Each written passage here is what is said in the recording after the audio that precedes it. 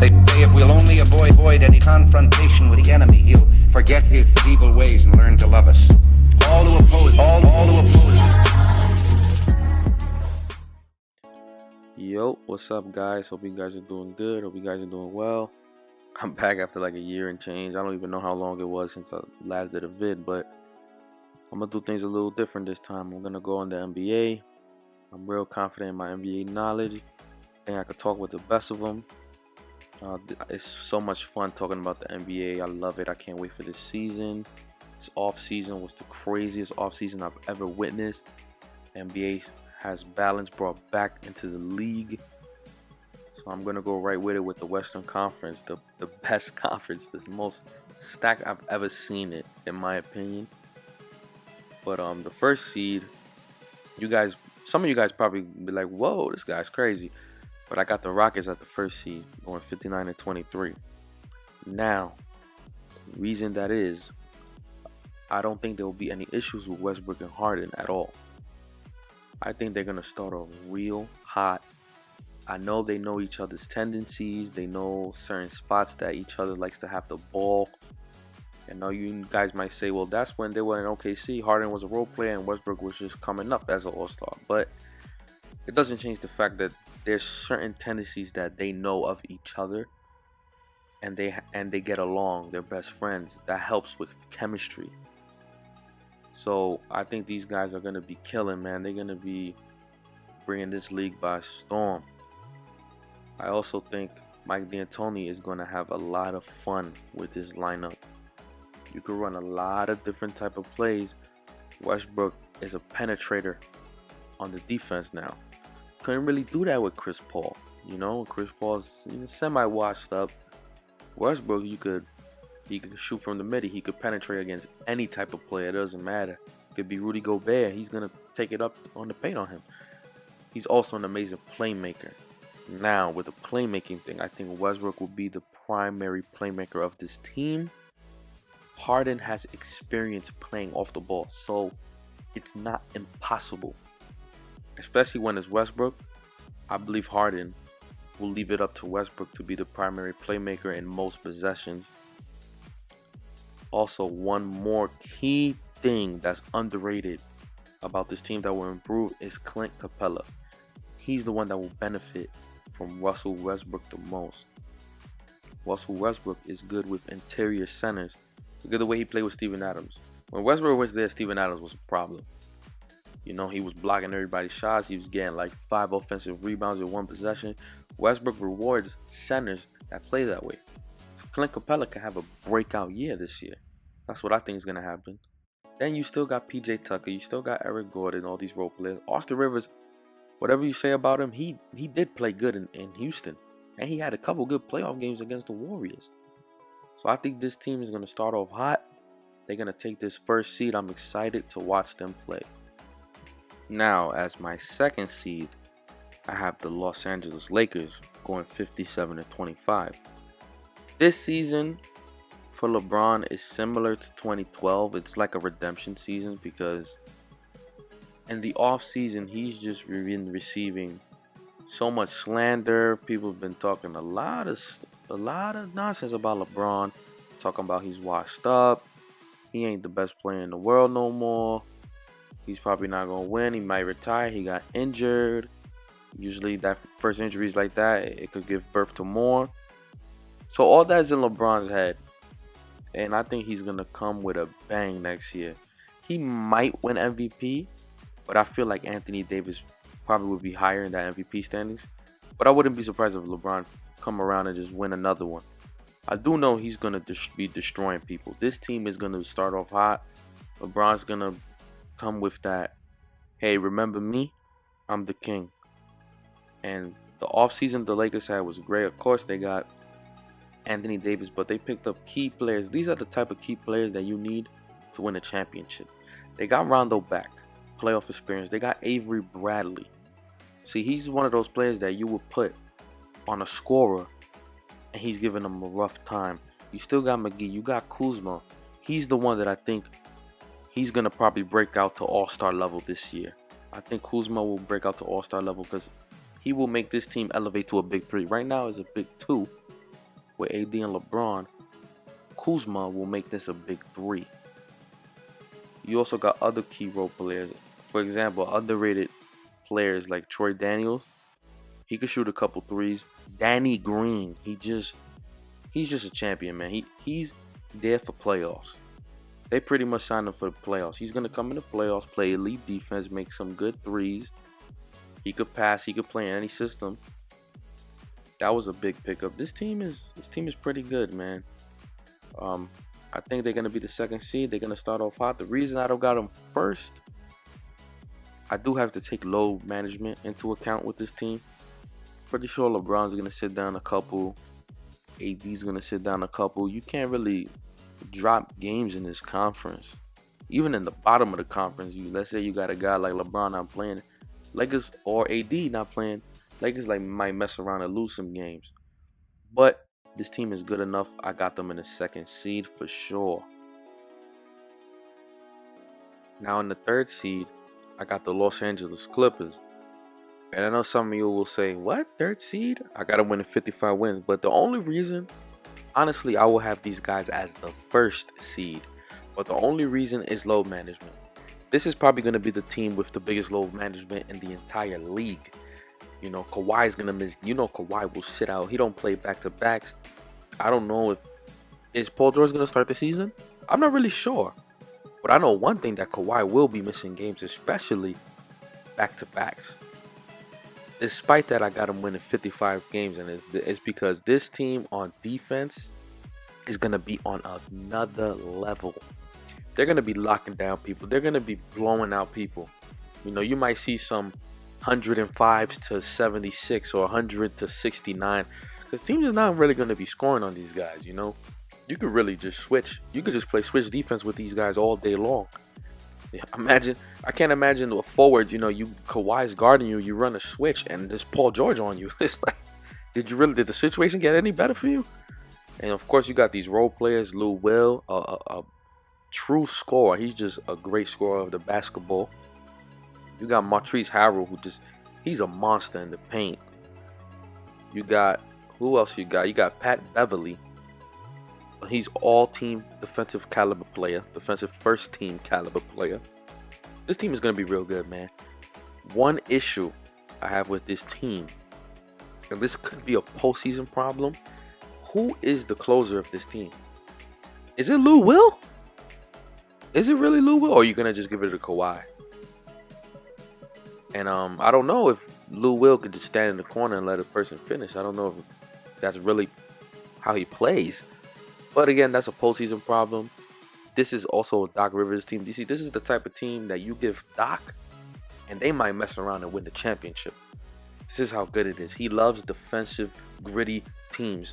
That's Doc's team. So I'm gonna be really excited to watch this team too. Very formidable team.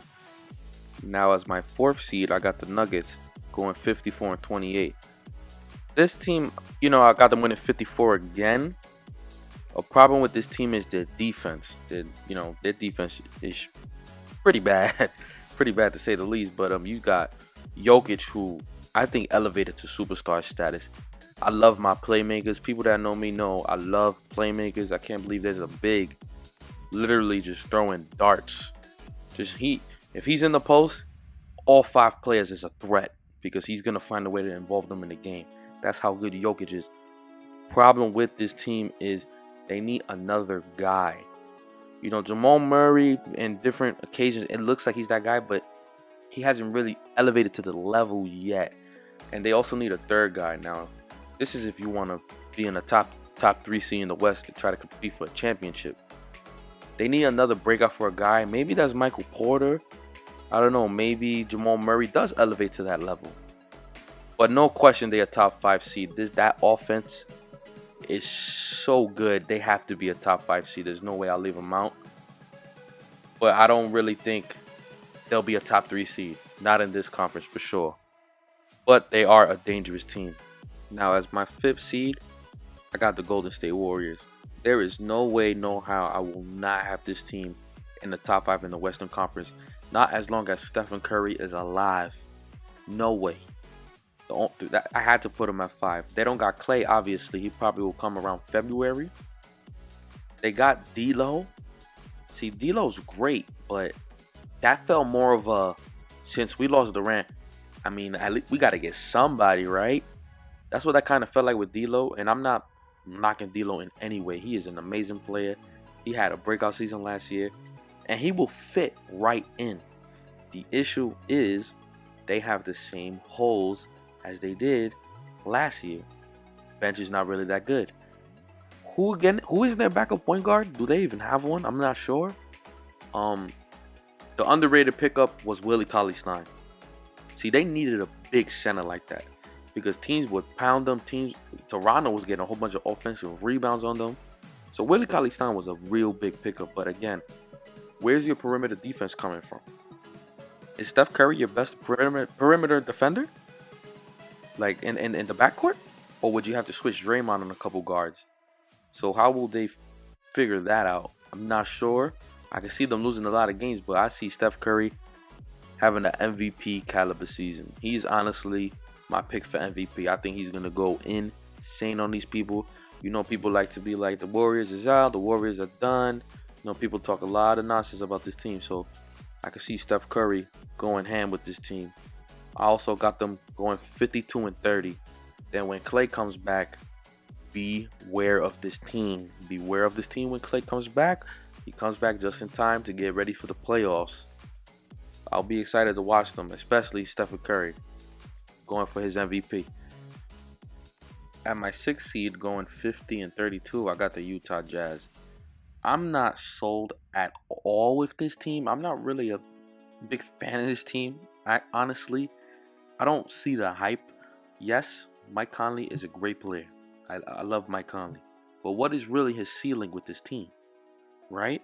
Okay, they got better defensively on the point guard. They got Bogdanovich, and I feel like I'm missing someone else. I know they got Bogdanovich and another perimeter player, but that's too much. Where's your inside game? Who's your shot creator, really? It's still Donovan Mitchell. And he's actually pretty inconsistent as well. So this team still goes as far as Donovan Mitchell and Gobert takes them.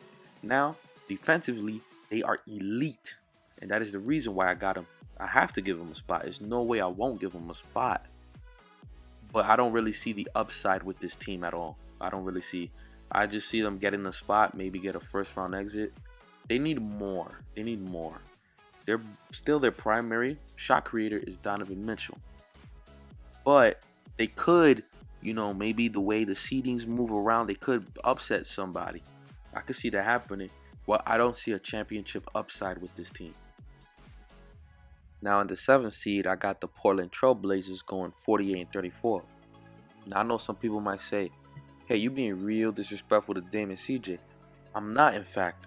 It's that I have so much respect for them that I'm actually giving them a spot in this conference that got so much stronger. And the only thing that they did was get Hassan Whiteside. Now, I'm not by any means saying he's a scrub. For what his role is, he does good. But the problem is, how do we play today's NBA? We stretch the floor. What's going to happen with Whiteside? They're going to run a pick and roll with him. The best team's actually going to run a pick and roll with him. And they're going to pick him apart. He can't shoot. He can't dribble. He has no post. All he does is rebound and play D. There's going to be situations, especially in the postseason, you're going to have to sit him down. Especially in the 4th quarter, because he cannot guard perimeter stretch bigs. There's no upside in this team. Again, like every other year, it goes as far as Dame and CJ takes them.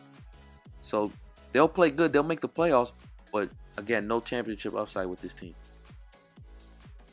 Alright, now on the 8th seed, this is honestly my favorite part of the video.